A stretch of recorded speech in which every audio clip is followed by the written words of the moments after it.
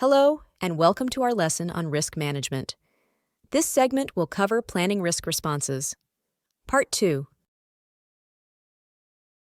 Reducing technical risk. To mitigate technical risk, which encompasses both likelihood and impact, several strategies can be employed. Assemble the best technical team. Utilize mature computer-aided system engineering tools. Provide incentives for the technical team's success. Engage outside specialists for critical reviews and assessments. Conduct extensive tests and evaluations.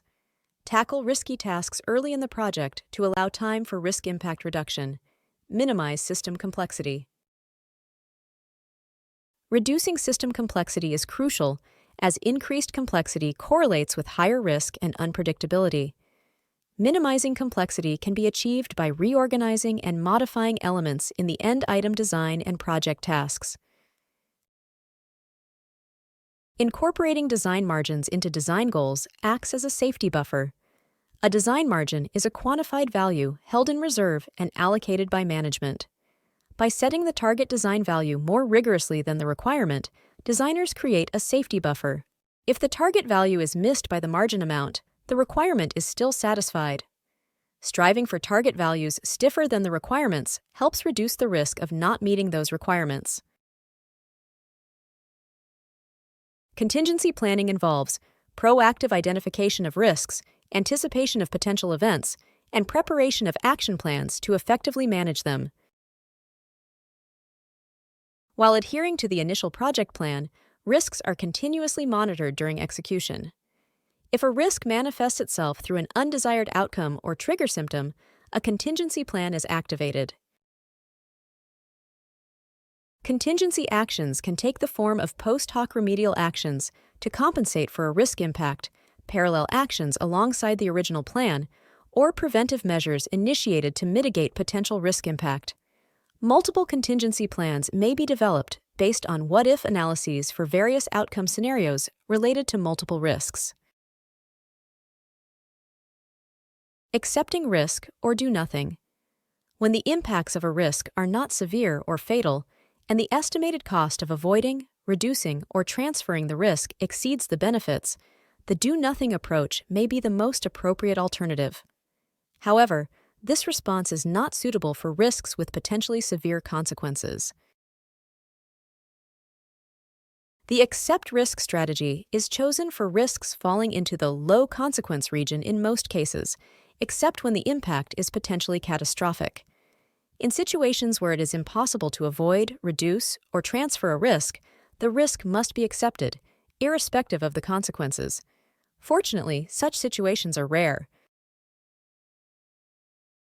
Managing secondary risks. Responding to a risk may inadvertently create new, secondary risks. Before implementing a risk response plan, the project management team should thoroughly assess and identify possible secondary risks. This precaution ensures that the chosen risk response does not introduce additional complications or vulnerabilities to the project. As a result of the plan risk response process, some change requests may arise to the cost and schedule baselines or other elements of the project management plan. These change requests undergo review and disposition through the Perform Integrated Change Control process. Updates to the project management plan, subject to the organization's change control process via change requests, may involve various components, including schedule management plan. Adjustments, such as modifications to resource loading and leveling or updates to the schedule strategy, are integrated. Cost management plan. Changes in the cost management plan, including alterations to cost accounting, tracking, and reports, as well as updates to the budget strategy and contingency reserve utilization. Quality management plan. Incorporation of changes involves adjustments to approaches for meeting requirements, quality management approaches, or quality control processes. Resource management plan.